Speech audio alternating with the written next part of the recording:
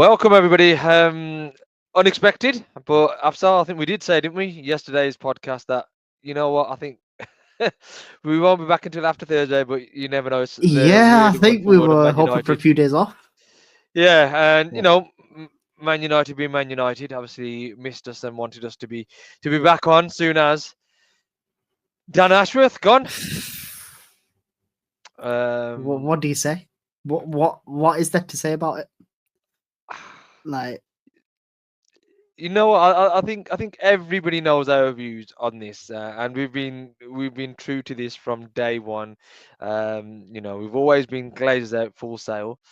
Obviously, when INEOS had agreed the deal with the Glazers, we straight away said this isn't going to work. yeah, People were calling us negative, calling us. I'm just reading the tweet here. I think somebody replied to Banksy. These Qatari flag whoppers.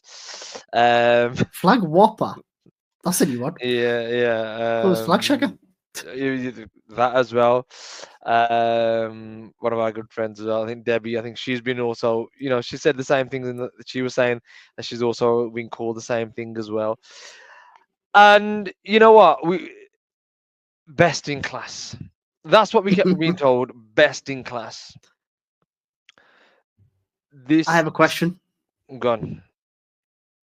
If you hire the best in class, would you really sack them within 6 months? They are ruthless. Ruthless. So we keep being Apparently. told. What the fuck does that even mean? Ruthless how? Do you know what I mean? It's been 5 months. I mean, they chased him longer than he was in the job for. Yeah, so they came in January. I think it came out in February that we had that agreement with him, and then No, obviously I the think I gardening think round about leave. I think obviously round about October we found out that Sheikh Jassim had pulled out.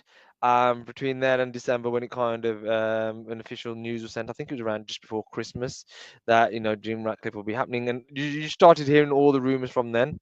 Yeah, That they were going Christmas after Eve. Yeah, it was Christmas Eve. Ashworth and all that scene. So then, I think around, like you said, around about maybe obviously they were officially in INEOS around about February.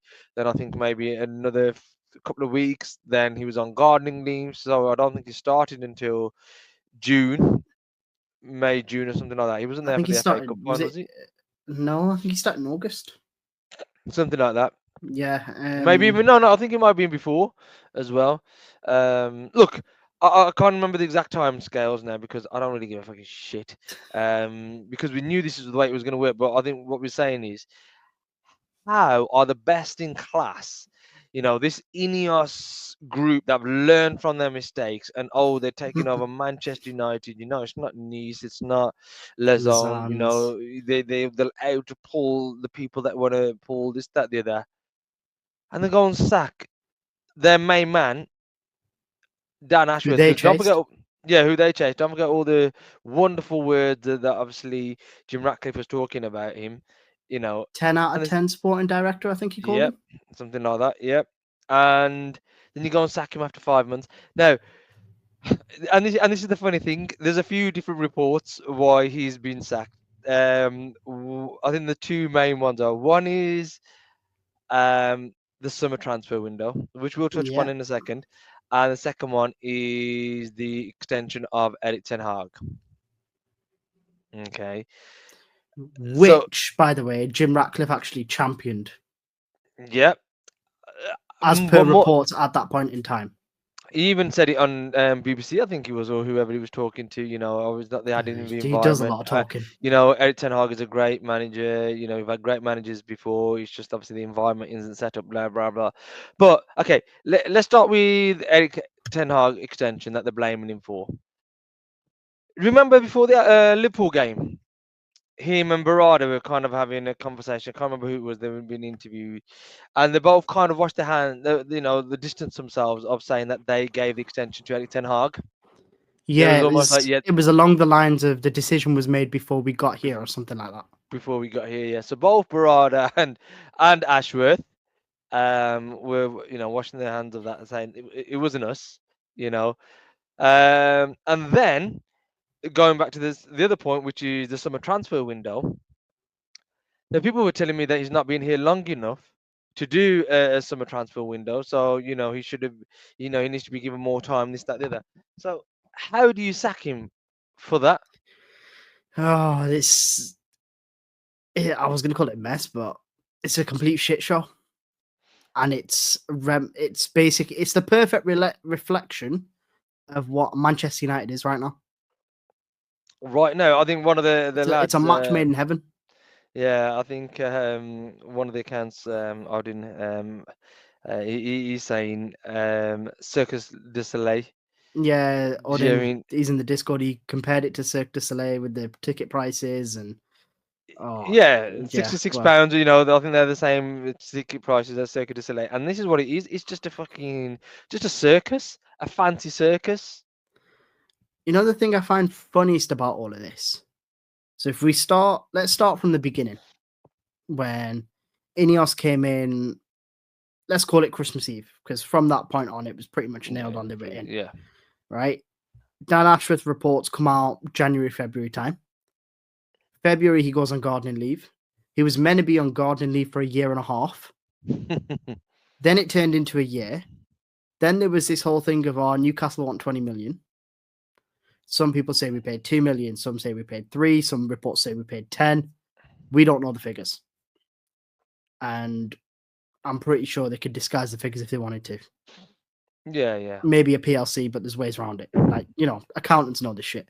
So sorry, just to officially started on the 1st of July 2024. 1st of July. Okay, so I you had just a full quickly summer checked that up. transfer window? Yeah. Effectively, if you consider the window opens what? Is it 1st of July. Is it? I thought it was mid-June. I think it's 1st of July. I think they chased him up Okay. before that. Yeah. Okay, so you started bang on the start of the transfer window. Ten Hag got extended after publicly chasing Thomas Tuchel, Robert De Zerbi, insert name, And then we go out, we get Xerxes, who I was very critical of, being that he had a release clause and we paid over the release clause. Yeah, I got slaughtered for it and got told, PSR, good accounting, balance sheets there. Either way, you don't go into Tesco. If your milk bottle's £2.50, you don't go into Tesco and say, yeah, mate, I'll give you £4. So I can spread it over 5 months or 5 Yeah, weeks exactly. or Do you whatever. know what I mean? I'll come back June next week and give you another £1. June the 14th, you're right, mid-June, the transfer window. So you got that going on. Then there was Lenny Euro, who me and you were both critical of. And not as the player, by the way. I think as a talent, we thought, well, he looks good. It was the fee around it, and it was this whole thing of, let's be honest, no United fan had seen him play. We didn't even know who he was until we put a bid in. Do you know what I mean? So all these people, he's the next Varane. You're going off Twitter, mate. Or you're going off what another pundit has said. You've not watched him for 38 games. Which, so far from what we've seen, looks decent. Hopefully it pays off. Hopefully the fee is justified. But what? I think Real Madrid bid about 20 million. Bearing in mind he's on his last year's 27 million and refused to go any further. Yep, and we paid 60 million. So basically, nearly, more than twice more than what they were prepared to go for, and somehow it looked like a victory by us. But at the end of the day, Lille are obviously going to accept our bid. They're going to take more money, aren't they? No doubt. Obviously, we made a nice little package offer for Lenny Euro himself as well. Yeah. So there was that one. So we overpaid for Xerxes. Clearly overpaid for Lenny Euro, because I say overpaid because the next best offer to that was around the 20 million. Yeah, okay. And reports PSG didn't even want to enter the bidding. Mm-hmm. Then who else did we get? We got Xerxes, not Xerxes, De Ligt and Mazraoui. Mazraoui, yeah. Let's be honest. Probably only won that. Well, we didn't pay that much for De Ligt either. I think we paid, was it about 45? 40 million, yeah. Okay, so yeah, round figure, call it 40 million. Mazraoui, what, 14 million? 12, 13 million, something like that, yeah. Okay, that was a bargain, yeah. But let's be honest, there wasn't a queue for them. No. It was a clean hit. Yep. There wasn't a Chelsea. There wasn't, there was no one sniffing around. It was pretty obvious they were coming to us. Yep. And then you got the issue of Ugarte, who I'm still who trying to figure out basically why he was signed. who basically went to. We were chasing in that summer that PSG were, so he rejected us and went to PSG. And then not only does he go to PSG, he obviously doesn't do as well as they expected. Hence why they let him go a year after. I Only think yeah, they only had him in for and a year. around for more profit than what they'd paid for him. So we paid for it, their reject that they didn't even want after a year. And I think they had an agreement with Sporting whereby basically was it a loan and mandatory purchase or something? Like they didn't basically when they bought him, they didn't pay a penny. They paid it all when we paid them basically. So I think their balance sheet is clean in that regard. So if we look at the transfers, as you said, the only one that's been worth talking about is Mazraoui. Mazraoui, yeah. Phenomenal player for the price and everything, considering he's played about 4 different positions. Even played number 10. But then, see, this is where I think to myself, Dan Ashworth's not that bad. Look at the Brighton deals. Now, I get it. Brighton's a different club. It's a system. They buy players based on an algorithm that fits their system. Like, Tony Bloom's done a fantastic job and, more credit to him. But they've pulled out some flipping diamonds. If you look at Mitoma, Carlos Baleba now, Evan Ferguson, Cucurella, Lamptey, the one Caicedo. Caicedo went to Chelsea, 115 mil. Yeah, Yeah, and they pay, and 115 because it was British record at the time. 15, yes, 115, yeah. And it's just like, I don't know. Clearly something went wrong. Some of the reports that came out looked very damning on INEOS's part. Kieran Maguire called it a bullying culture. Samuel Lucker said he got frog marched out of Old Trafford. So clearly things weren't as perfect as everyone made out. Yeah, and I think Gary Neville's even spoken about there's going to be some fractures up in that boardroom level. I mean, look, I think not having to go on more and more about obviously what that is. I think we've already said before as well that there's just too many people involved in making the decisions. How can you have a majority ownership who then apparently delegated the sporting, responsibilities to INEOS? INEOS, a company organization that has no foundation of any sporting success, especially within football. Again, I think we covered it yesterday as well. People, saying INEOS, Ratcliffe's made some money, he's an intelligent guy, which is fantastic, but that does not mean it's going to transfer over to football. Being intelligent and being successful in football's 2 different ball games. I always remember that. I forget his name. Now, it's just literally gone out of my head. He was the England rugby manager. He won the World Cup, and he went to Southampton. Guy from New Zealand. No, he's English. I think I know who you mean, but the name's gone out my head. Yeah, he won the Rugby World Cup, and they thought, he can transfer his skills over to football at Southampton. I don't think he was there even a year. I think even less than that. Do you know what I mean? And I've never seen that experiment happen again. It just because you're intelligent in one place, again, does not mean you're going to transfer it over. So again, INEOS have shown us nothing. Hence why we were saying, you know what, they're not the people, okay. They're also we spoke about obviously the Glazers still being there. So even if INEOS wanted to try something, how the hell was that chemistry going to work? With the INEOS boy, the Glazers there anyway. So, and I think that's just fucking ridiculous. And just before we do kind of finish on this as well, Afsal. I just want to talk about some of the fans, some of the fucking whoppers out there themselves. I want to keep their language as well. The INEOS Whoppers. INEOS fanboys, oh, there's people out there, celebrating this and doing it. We told you so. That INEOS aren't no good. Or you told you so. You know, go and support another team and this, that, the other. Sorry, I I don't never understand understand that it. argument. Do you know what I mean? I don't understand it. What makes you, the light bearers of Manchester United? Okay, a lot of them chat shit themselves anyway. They've got Okay. Twitter diplomas in it. Yeah. They don't show their faces. They're behind ready avatars and Just all these other pictures and waffling. things like that. And yeah, just these pictures. Look, people can. We support the team. Like I said, I hate calling out for the managers. I hate calling out for the players. Yes, I'll say that somebody had a good game or somebody had a great game. Okay, it doesn't necessarily mean but we're not there abusing them, tend to get out and things like that. Like we've always, especially on this channel, we've stayed consistent that the Glazers, and obviously because the INEOS boys came in to aid them as well, so we never got rid of them. That's what we didn't like.